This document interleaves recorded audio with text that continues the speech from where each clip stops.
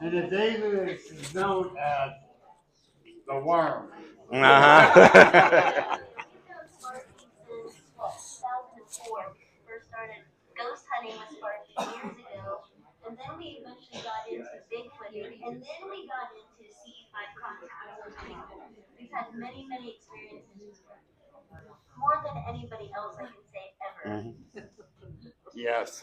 Right, and Sparky, it's like it feels like whenever Sparky's with us, and we're either in a haunted building or under the stars watching the sky or we're out in the woods, it's three of us that literally have the coolest experiences. And life is about experiences. Like it's like for us, it's never really about capturing data that somebody else can look at and say that's real or not real, because I don't care. I think I We only killed have your a short projector. time on this planet, so Huh? our life is Projector. all It's about nothing making on. experiences and having There's nothing on the experiences. screen. You know, look back, high five each other. We had a cool experience. Why. So Sparky's The one bulb's of those not on. I people, can see and it from Jimmy here. Devil can hear it to us, but I asked Sparky to pick a song that would represent him walking into a room. So this is the song he picked, and it's totally appropriate because I'm sure he's going to talk about. He's going to talk a little bit about this song and what it means to him.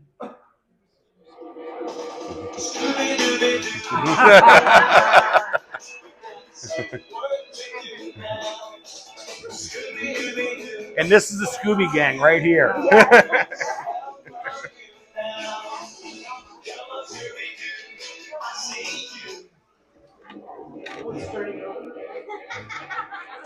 Is that light supposed to be green? All right, Sparky. Well, hold on. We're having mechanical issues here. Technical difficulties. I broke, when I did my worm impersonation, I broke everything. It was a good move, though. Yeah. Wish I would have just planned it. Next time. Yeah. Next time I fall, don't put the cap on the lens. Yeah, no. Don't trip. Yeah. Uh-huh. I'm going to come over here and I'm not going to move around. Well, good afternoon, everyone. I'm glad I provided your midday comic relief break there. As you can see, my name's Jim. Everyone calls me Sparky or whatever, or the Worm now. And I'm the only member and founder of the Paranormal Fellowship. I don't like getting in groups because when you're in groups, there's a lot of people that will go through and they want to be the celebrity, they want to be the star, they want to be the know-it-all. I just do things on my own because I want to know. I'm not a researcher. I'm not an investigator. I'm an experiencer. What I do, I go out to try and experience things. And I don't care if it's experiencing ghostly activities, UFO activities, or even Bigfoot activities or other cryptids. And I tell everyone I'm lucky enough I hit the trifecta. I have seen ghosts. I have seen Bigfoot. And I have seen UFO. And if I lived close enough, I'd go out there and I'd find Loch Ness. I'd see Nessie in there too. All right. I am not an expert. What I'm going to say here, these are my own personal experiences, my own personal opinions, my own theories, and my own guesses, because nothing is for sure. There's nothing that's 100% known. I do recommend that everyone becomes a free thinker around the world of paranormal cryptid research. A person who forms their own opinions about subjects, no matter what the experts are saying. And I'm going to probably get a lot of flack for this, but there's too many people in these fields that do what other people do, and that's it. They don't think for themselves. They see this on TV, or they go to this expedition and they do this, and that's the only thing that they do. They don't try new things. Fred's been doing this for 50 some years. I'm not far behind him. I haven't been in Bigfoot for 30 years, but I've been doing ghost hunting since 1988 was when I started ghost hunting. So, and then I switched to looking for Bigfoot after having an experience with Jamie and Jenny, that's where we performed our very first Scooby-Doo impersonation, running out of the woods. So, one thing I could say is in all this time, we're at the exact same spot. There's no additional proof for Bigfoot. There's no additional proof for ghosts or for UFOs, even though the government said that they're declassifying everything. The only thing they declassified was the stuff that's already been leaked out to the public. So we already knew all that stuff. But to start things off, No, there's a slide missing. I'm going to start off with a little personal story, and I'm going to steal some thunder from Donnie and Dale from Hillview Manor.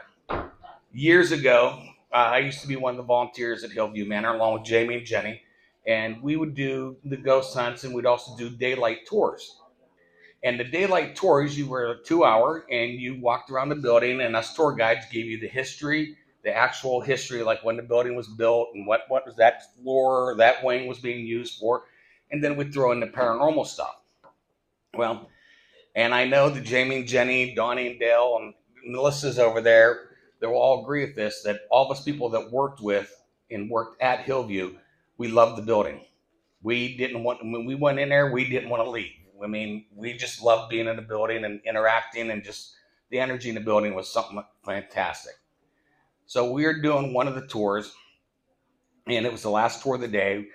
And we started the tour at 6, and it's supposed to be over in 2 hours, supposed to be over at 8. Well, we didn't want it to end, so we're staying up there for a while. It's now going on almost 3-4 hours, and we finally get up to the 3rd floor. And we got there's probably about 10 or 12 people up there. Most of them were women, and there's one woman, and I guess nowadays the terminology would be she was a Karen. She was this woman, and she had the short hair, and she had this great big floodlight like you use when you're out, when your car breaks down or you're spotting deer, that has a super bright light, and then also does like the emergency flasher and all that other stuff. And so she's holding that and clutching it to her chest, and she starts going, "We've been doing this for 2 or 3 hours, and I haven't seen a ghost yet. And I want to see a ghost, and this is the last spot that we're going, and then we got to leave." Just like, I could just say, "Okay, ghost, stand right here and talk to everybody." So I said, "All right, well, let's try something. If we do 3 things, I might be able to get you all to maybe see or hear something." They're like, "Oh, okay, what do we got to do?" I said, "All right, first, everyone either find a spot on the wall to lean against or sit down on the ground and just sit there and be still." So after some, everyone gets their spot, gets there, and they go, "Okay, what next?" I said, "Turn out all lights. I don't want your cell phones on, all your flashlights off, all your camera lenses off. Turn off all light." That didn't go over real well. Everyone really started complaining about that. Some people were trying to push it up against their chest to hold it and to hide it, and I'm like, turn them all off. So finally, after a couple minutes, they all get all their lights out. I said, "All right, well, what's the 3rd thing?" I said, "The 3rd and final thing, shut up. Sit here for 5 minutes. Don't say a word. Just sit here, look around, and listen." I said, "Do you think you can do that?" And they're like, yeah. I said, "All right, start now. Everyone get quiet." So they all got quiet. I said, "All right, let's see." Well, it lasted about 15 to 30 seconds, and you start hearing.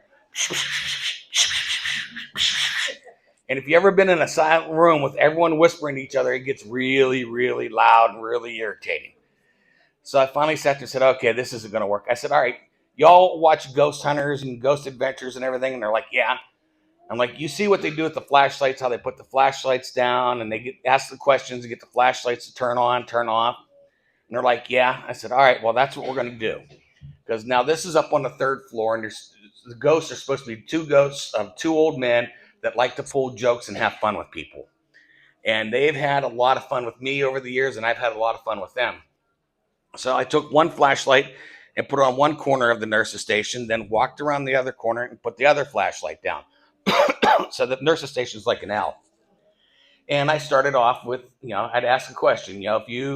If you're here, say, turn this flashlight on when I count to 3. And I count to 3, the flashlight turns on. It's yes. If it doesn't turn on, there's no response. So we're asking different questions, and I always pick a random number between 1 to 20. So this way people can say, "Oh, it's thermal fusion, it's the flashlight cooling down," or, "Oh, it's vibrations in the concrete floor." I actually had someone try and do a Mexican hat dance around one of the flashlights to get it to turn on and off, and it didn't work. But so we were doing this for a while, and the lights are turning on, turning off. And at one time, the one lady said, "If that's you, I want you to turn off that flashlight over there in front of me and turn the one on to my right when I count to 7. So she counted 7, that flashlight went out, and then you heard the footsteps walk around the corner and the other one turned on. So they were all getting into it and they were all really having a lot of fun. And I wasn't paying much attention. I was watching the flashlights. Well, that Karen had moved and now she's standing right in front of the one flashlight so no one could see the flashlight except for her. So I asked the one question and I always get a response because supposedly these two guys, when they were alive, after Halloween, they took their Halloween masks. Remember the old plastic ones with the rubber band that went around the back of your head? And they took those and walked down to the gas station to buy cigarettes wearing the mask. Full-grown men walking in the gas station asking for cigarettes. They thought they were being robbed. They called the cops. The cops had to come and take them back to the home. So I was asking them about this, and I said, all right, turn the flashlight on when I count to 3. Flashlight didn't turn on. I said, all right, I'm going to try it again. Turn it on when I get to 7. It's got 7. Nothing happened. I said, all right, guys, I know you're joking around. You're trying to make me look bad. Last time when I hit 5, I want you to turn that light on. I counted to 5. The light didn't turn on. But that Karen screamed bloody murder at the top of her lungs.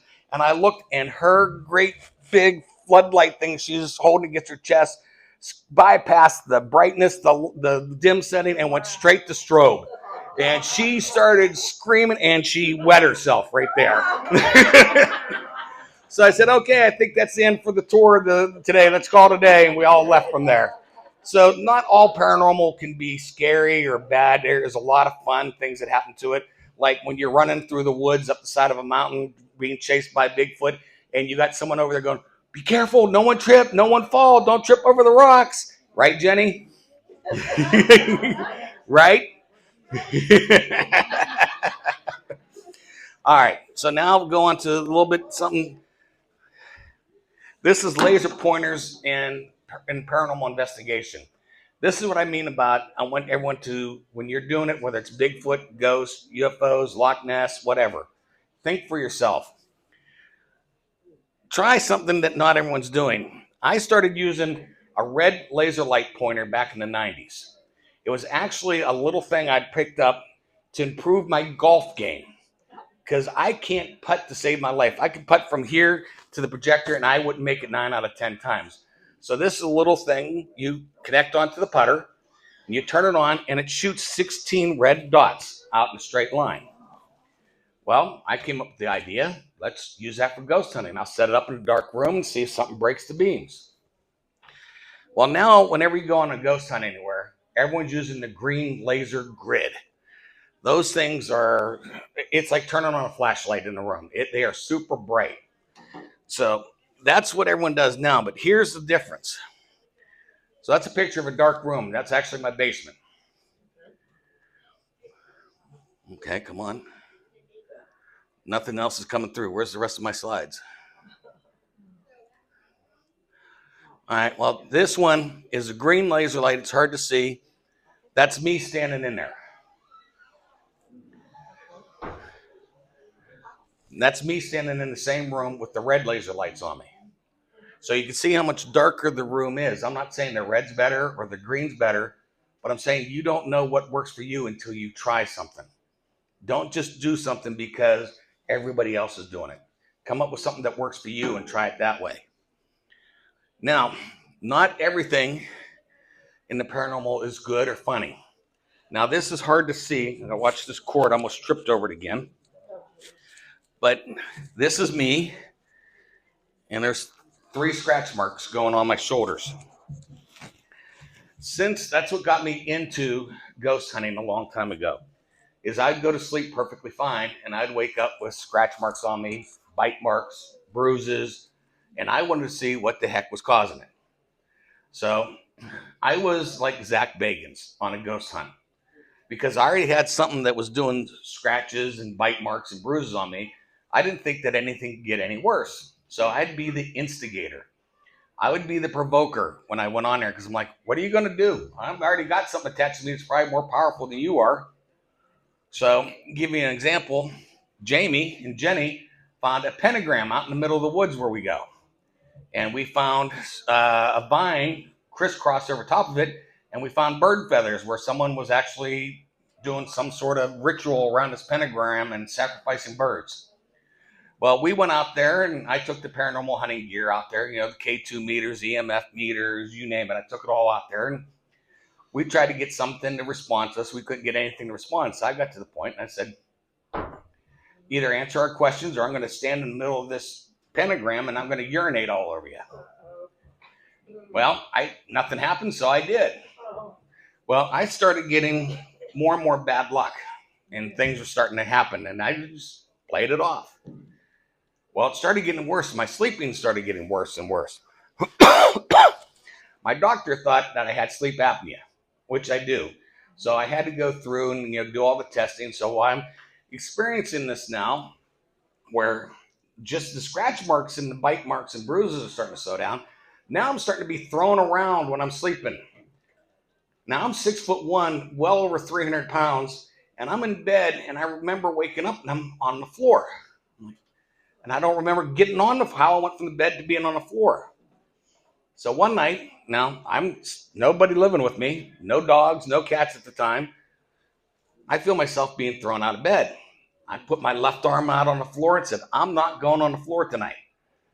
Next thing I know, I was literally shoved from my bed and flew across the space between the bed and the wall and bounced off the wall and onto the floor.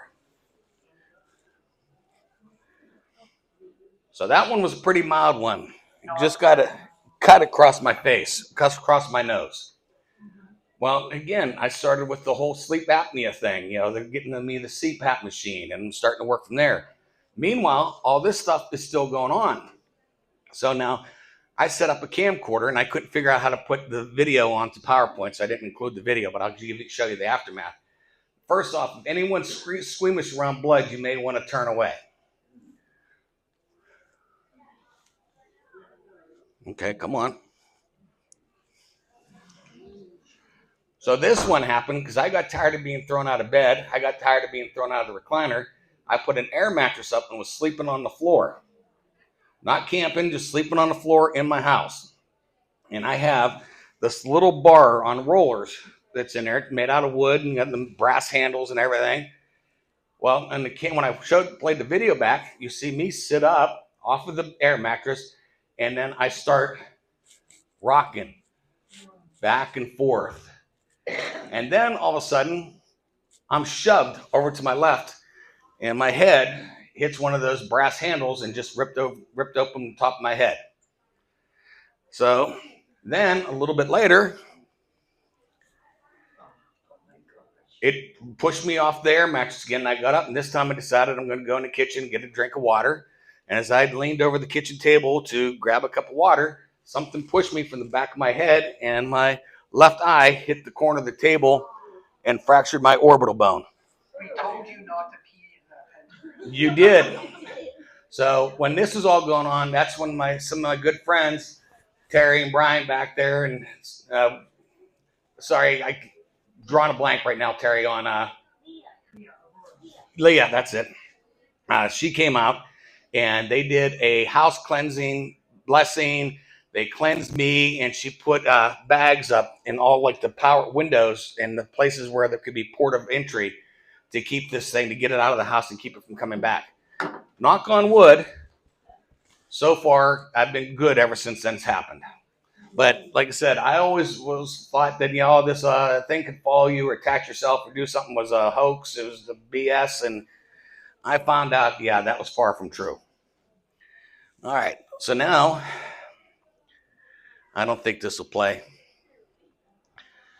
I was out to lunch one day at McConnell's Mills. Those of you around here, you're familiar with McConnell's Mills. And it was with a friend of mine, and we're heading back, and we're on 422 heading west. And for some reason, it was really, really busy. And when we come to the light there at Sheets, we're stopped at the top of the hill.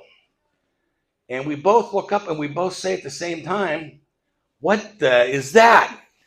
And if any of you are watch Star Trek: The Next Generation series, it looked like a Borg ship. There was this rectangle flying from south to north over top of us. And there was no noise. There was no wings. There was no blinking lights. That's a blow up of it there. But we don't know what it was. And we tried to follow it with the car, driving with all the traffic and everything. And as we kept going west, it eventually turned directions, went west, and accelerated out of our sight. I don't, like I said, I wasn't out looking for UFOs or anything. I was just driving home. And it's like I said, you never know. I mean, just keep your eyes open. You never know what you're going to happen to see, what you might not see. I mean, Jamie and Jenny, they go out there all the time. They do their sea setting to find UFOs and ghosts. And we've had some interesting experiences of our own with those. But this was, like I said, I'm coming home from lunch, having lunch at McConnell's Mills. I wasn't expecting anything like that. Fred, your controller's smarter than I am. All right. These are, again, my opinions. Only my opinions. I'm not an expert. I'm just some guy that got lucky. What is Bigfoot? I believe he is out there. I believe he is local to this area. I have seen him in this area. I don't know 100% if it's a physical being, if it's a paranormal being. I don't know. I just know that I have seen something out there, and what I have seen has been physical. I don't know how it got there or what happened to it after I've seen it, but I have seen it. No one's right, no one's wrong. We all know that. Amy could be right, Fred could be right, Glenn could be right. I don't know. Until science knows more about it, anybody's right, everybody's wrong. This part is my favorite part. Think for yourself. Again, we've been looking at Bigfoot since 1967, and we still can't decide if that video footage of Patterson and Gimlin's is real or not. There's people that swear by it, say it's the Bible. There's people that swear by saying, oh, it's faked. We're no closer than we were in 1967. It's what, 2025 now? So 60 years, we haven't come any closer. Come up with your own ideas. If someone gets mad, they don't like what you're doing, who cares? They're not the one that's doing it. Everyone's entitled to their own opinion. And then this last part I really love. Take a garbage bag with you if you're out in the woods. I don't care if you're out there hiking, if you're out there looking for Bigfoot, you're hunting, you're fishing, you're boating. Everyone says, leave no trace. No, leave it cleaner than you found it. I went out there, and you'll see pictures coming up here. I think it was March 18th. And I left with 2 full bags of garbage from an area that was maybe as big as this little area up here, from people that hunt, fish, whatever, because you can see like the cans and everything were shot with shotguns, or it's like you're out here enjoying the wilderness, but yet you're going to throw all this trash all over the place. And it was a little bit more coordinated there. I didn't fall down as I was trying to pick everything up.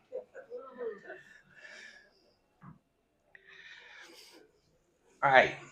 Who here, there's trail cameras, hunters use them, and they always say, well, if Bigfoot's real, why don't we catch them on trail cameras? Anyone have any ideas why we don't have any pictures of Bigfoot on trail cameras? He's smart? He's smart by what? They know the trail camera's there. Do they sense it? Do they hear it? Do they see it? What? Animals they know their environment.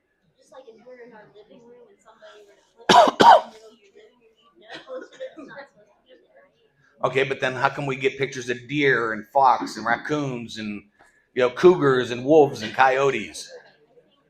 Earthly plane, yes. Like the animals, yes, they may be like, oh, okay, I see something there, I'm just gonna walk by it. Where Bigfoot's a little bit different, Sasquatch, maybe other beings are a little bit different because they have a different field around them. Okay, so sort of like what Fred was saying, the magnetic field changes and that energy changes. Anyone else have any theories on it? Yeah. Huh? I think I see the infrared light. Infrared light? I have all kinds of pictures. Okay, so you're one of the lucky ones then. Anyone else? Any ideas why we don't get more pictures from Bigfoot? I just saw a video of a woman and a man in mountains. They did very clear as can be. They're jumping up the tree limbs and they're fast. Like they're faster than a monkey. Yeah. And that could be up there and they're tucking out behind the limbs, and she keeps poking the camera around to get a good view of it, and eventually I got bored and I kept jumping upwards. Okay. Frames per second camera lens speed. camera lens speed. Okay.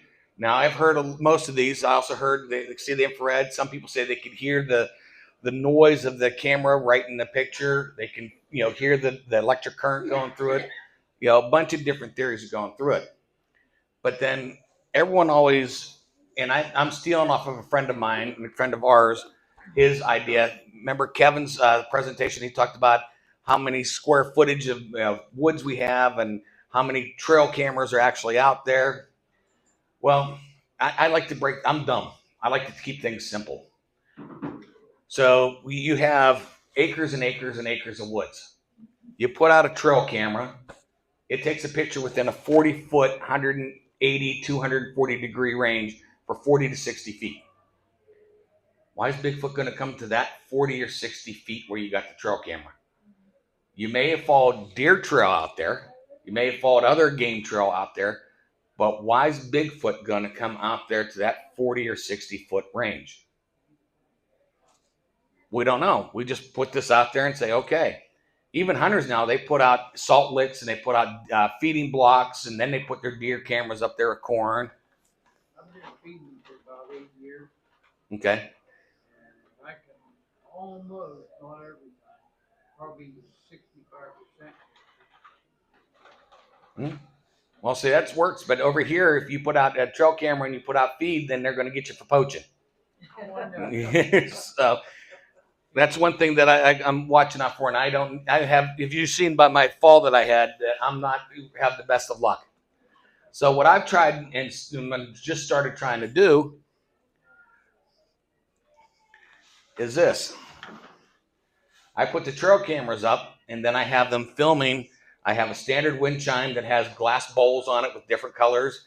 And then I just got, and it just came the other day, a solar powered wind chime that has LED tubes that come down, that the sun charges up, and then at night they light up.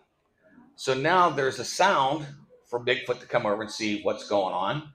And if it is something that's light driven, where it can see the infrared light, hopefully the light from these LED tubes on here will get it thinking that maybe it's not the cameras, maybe it's the wind chimes, and get it to come in and take a look at it. Again, I don't like to do things that everyone else has been doing because we're going to have the same results. And I'm fat and lazy. I don't carry plaster with me to catch, footprints in plaster. I'll take pictures of them because it's a lot lighter and a lot easier to do. Try gifting. Oh, I did gifting before. They actually left me a deer bone. I used to put apples up in the tree. And after about 2-3 weeks of it, I came back and there was a deer bone in the tree where I usually put the apples. But that's before I started with the trail cameras. Something else I just started with is this. It's a flashlight, but it's a blue light flashlight. Black light, you buy this for pets. So when you're leaving, you come home, you shine it around your carpet to see if they, had an accident anywhere. Well, everyone says they want proof of, Bigfoot, a scat of urinating. So why not use what we use for cats and dogs? Use it in the woods to see maybe if Bigfoot marked his territory on a tree or something. Like I said, try and think something different. Think outside the box. Let's try. What's the worst going to hurt? What's up, Brian? Hey, do you ever use either EMF meters or tri-field meters in the woods? For years, for like the last 15 years. Okay. But I've used the K2 meter, and I have one EMF meter that has a remote extender on it. So far, I haven't had any luck with those. Yeah, But yeah. Martin, going back to what you said, do you think it could be the human scent? It could be the human scent too. Human scent, put the camera up, they're in the woods, maybe they can be observing you, or maybe they can smell you or something once you leave. Right, which is another possibility. That's why they make like scent blockers for hunting and things like that. But then you also have reports of Bigfoot going into people camping, coming into their campsite and going through their garbage and things like that. So I think I'm hoping, I don't know, that they're smart enough where they'll go through and they'll check stuff like that out. But, if it's up there, that they'll be more curious about the noise and the light from those wind chimes, that they'll come and still check it out. Now, this is a new thing, and again, I'm not trying to upset anyone who believes in this. I do not believe in infrasound. Infrasound is any sound. Human hearing range is 20 hertz to 20,000 kilohertz. Varies from person to person. Now, 20 hertz, that's the bass. So you know when you hear the kids going down the road in their cars and it's got that rap music pounding, that's like the 20 hertz range. That real deep, thick bass noise. Now there are animals in the wild that do use it. I know you can't really see it because of the screen, but elephants, whales, giraffes, hippopotamuses, birds, tigers, they all use infrasound for different purposes, for communication, for mating calls, for distracting, their predators or their prey. But Bigfoot's, no one's saying Bigfoot's an elephant or a hippo or a giraffe. But there was also a study that said there's been cases that gorillas have been using infrasound. So that's what got me thinking. So if there are gorillas using infrasound, and if Bigfoot happens to be an offspring or an offshoot of different types of gorillas or humans, we know now that they're capable of doing it. But what are we doing to prove it or disprove it? I know a lot of people that says, "Oh, I was walking through the woods and I got hit with infrasound and I became sick and I became confused, or I had to get out of the woods," and that's all the evidence we have for infrasound. Now, for any of you that have looked over at my table while I've been sitting over there, you see the dancing lights over there? Those are RGB color lights. It has a microphone in the back. The microphone has a sensitivity level of 12 hertz. So that's down into the infrasound range. Those were $15, $20 at Dollar General. Now I have them hooked up over there to just a phone charger because the battery that comes with them only lasts like 5 minutes. So I take those out in the woods with me. I'll take a little folding chair with me and I set up and I set those out there. And then I just wait, see if something triggers them. I'm trying to see if there's an infrasound being used towards me, and I'm going to places where people have said that they have had, infrasound hit with them. The one place I just used on March 18th, Bill Rigby said that he was hit with infrasound in the same area. So, like I said, I'm trying different things. I want to learn more. If infrasound is the thing that Bigfoot can do, I want to see the results. I want to see something. Let's get some sort of reaction from it. Again, I'm cheap. I don't make $1 million a year. I don't get paid to come and speak at places. No one would want to hear me talk because I'd probably fall and break something else besides the projector. But, think outside the box. Do something different. Try and get different results. All right, what's this look like? Now it's hard to see. So it looks like a footprint. I'm not sure if it was or not. But this was in 2022. I was out hiking, for those of you around here, at the Shenango Dam. And it was, I think, end of February, beginning of March. I can't remember the exact date. But it was freezing cold. It was like 20, 30 degrees outside. We just had an ice storm, so there was a bunch of ice. I actually, back then, weighed more than I do now. Plus, I have a backpack on me. I got all my winter clothes on. I got winter jacket, gloves, hats, backpack, you name it. And I'm out hiking through the woods, and I come to this area that's usually underwater. It's like a real low, swampy area. So trying to get through this area, I find out that there's a creek there, and that water doesn't freeze because it's moving. So I fell through and got soaked up to my knee in this 20, 30 degree weather. So I'm like, okay, I'm already over here. I have to cross this creek again. I might as well just keep going. So I'm walking forward, and I find this. Now, again, I'm 350 pounds. I've got 50, 60 pounds of gear on me, and I'm not breaking the ice. Something broke the ice and broke through in the shape of a footprint. Now, this would be like super huge if this was a footprint. I mean, that's a 12-inch roller in there. It easily put 2 of those in there. So I'm down on my knees, and I'm trying to, put the roller down there, measure it, get a picture, and see what's going on. As I'm doing this, I hear a wood knock over to my left. And I'm like, wait a minute, I didn't just hear that. I said, that's just I'm cold, it's just my head playing tricks on me. Then I hear another wood knock over to my left. So now normally I would do like a whoop, or I would, try a wood knock back. And something said, no, just sit here. So I just stood up and I'm scanning the area over to the left. As I'm looking over to the left, I hear another tree knock, but now it's over to the right. So now I look over to the right and I'm not hearing anything. I'm not seeing anything. So I start looking slowly from my right to my left because there's this little raised area. And on top of this raised area is a set of railroad tracks.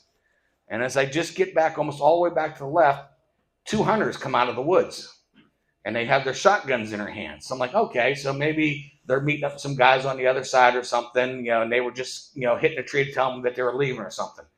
So I just stand there and I watch them, and they walk along the railroad tracks and they get up to the area and they hit the trail and leave, and I don't see them gather up with anybody. But as soon as they get off the off trail to go away, I hear that tree knock to the right again. So I'm like, all right. And then a couple seconds later, another tree knock to the left. So now, again, I'm freezing, but I said, I got to go check this out. So I started heading towards those railroad tracks where I seen those 2 hunters were walking, and I figured I'm going to go up there. It's higher. I can get a good vantage point, look around. There's another creek I got to cross.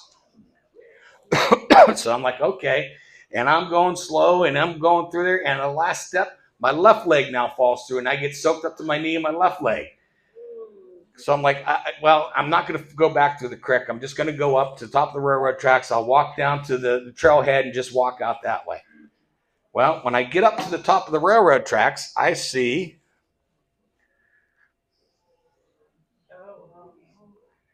these footprints, and there's actually 3 different size footprints. There was a 19-inch, a 12-inch, and a 7-inch footprint, and they were walking in each other's footprints.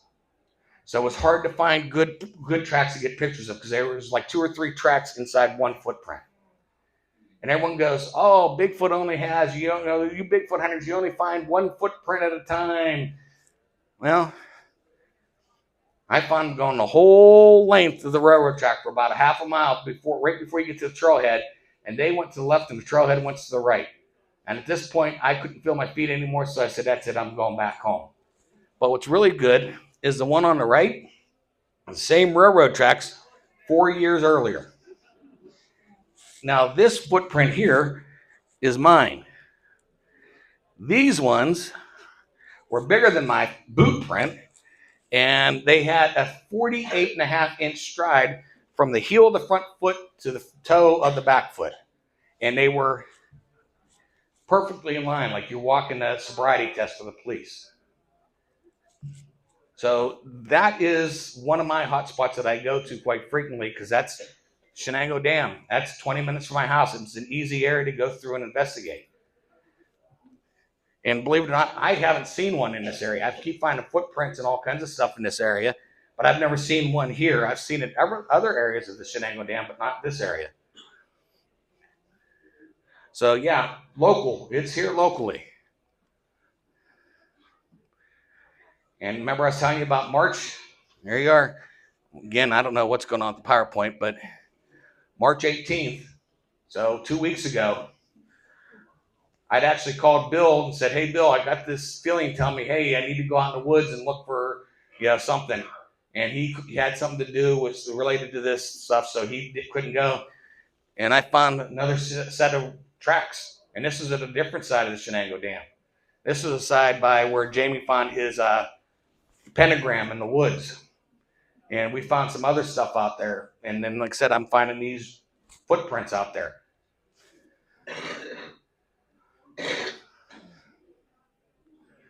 And I wish you could see these better, but those are actually, you can see toe prints, and they're indented in.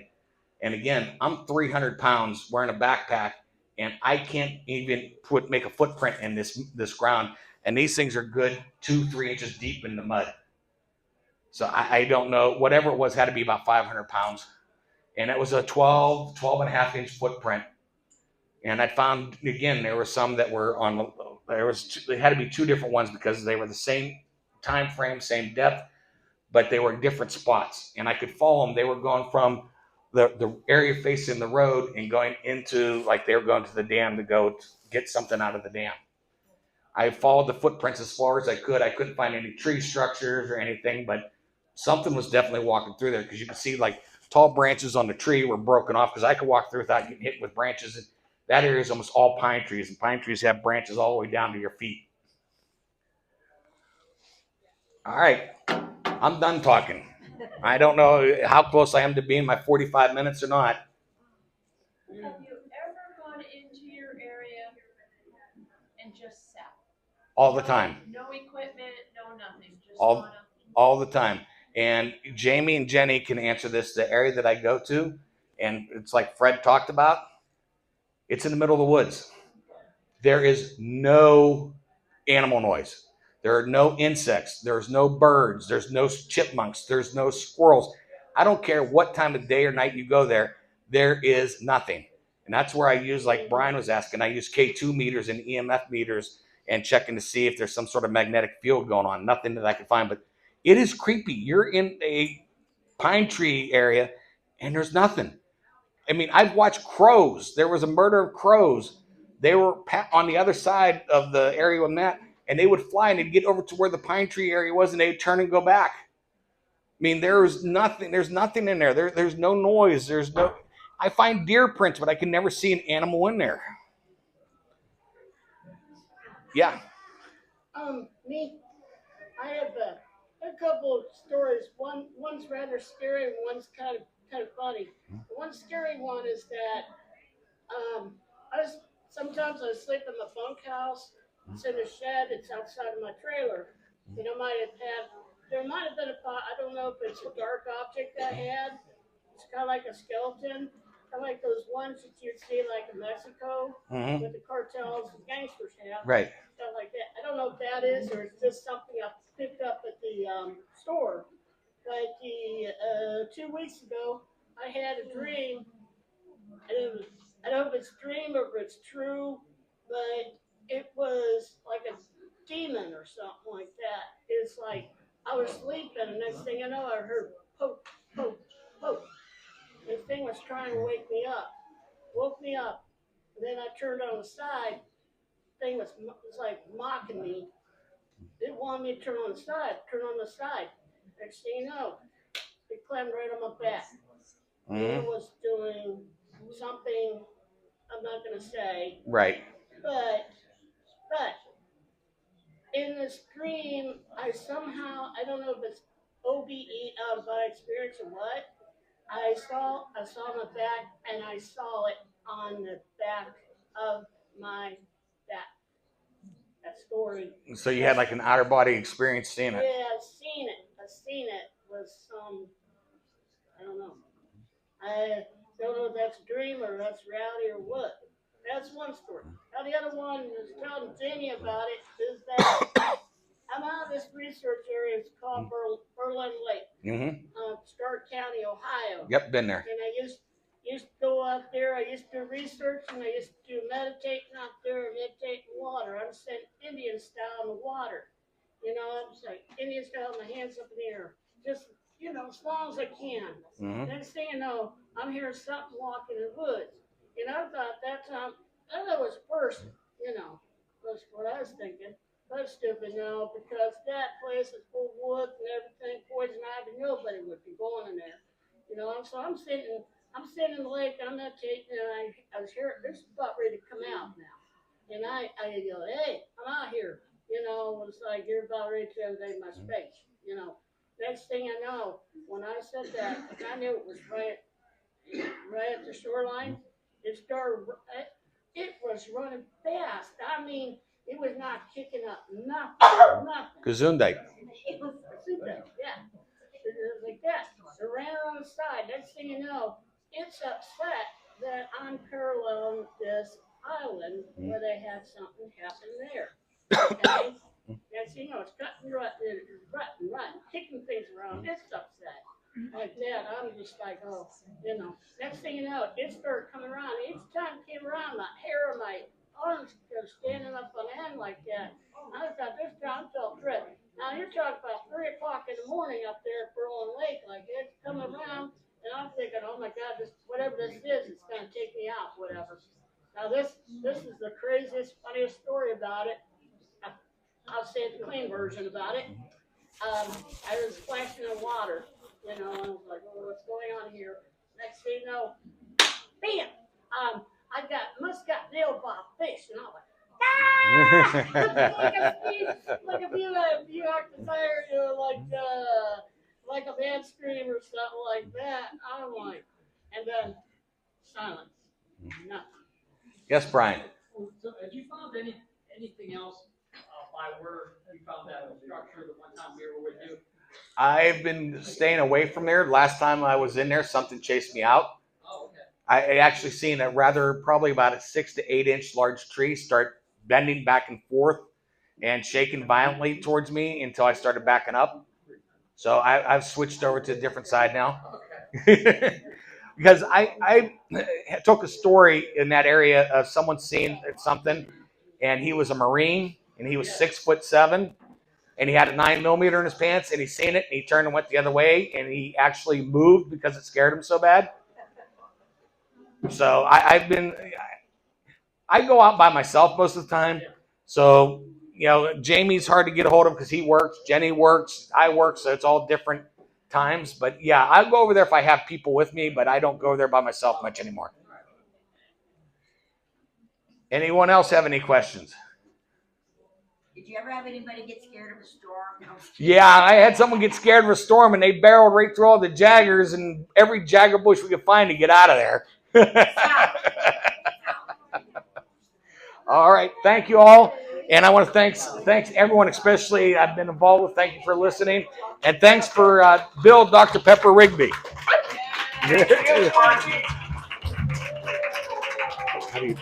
Okay, I think I got it turned off. Huh? Yeah, I'm trying. Trust me. So we'll take a 5-minute break and then come back. Thank you, sir. Thank you. You can use it anytime. Well, thank you, because I don't want to fall on my ass again. Well, I guess I was falling on my face this time. I bring 2 or 3 of them with me. Yeah? Just in case. Huh? That's cool. That made a lot more sense than knowing how Fred Sluga Right there. No, but go to your Dollar General. Like I said, I found those there, and they were super sensitive. That's cool. Good. Thank you. Do you record too at the same time? Yeah, if I don't have my phone with me to record with my phone, then I'll take one of my old Sony Hi8 cameras and record that one. Okay. But yeah, I do so that and I make sure I'm in the frame too, so people see it's not me doing something across the lights to go. Yep. So. Did I ever show you this when I was out? You know how you can see Parker's Landing, but where the old red road, where the old road is, goes across. Well, back in 2020, I don't know if I ever showed you this or not. Back in 2020, when the lake was real low, where the Here, hold on one second. Let me do one thing here real quick.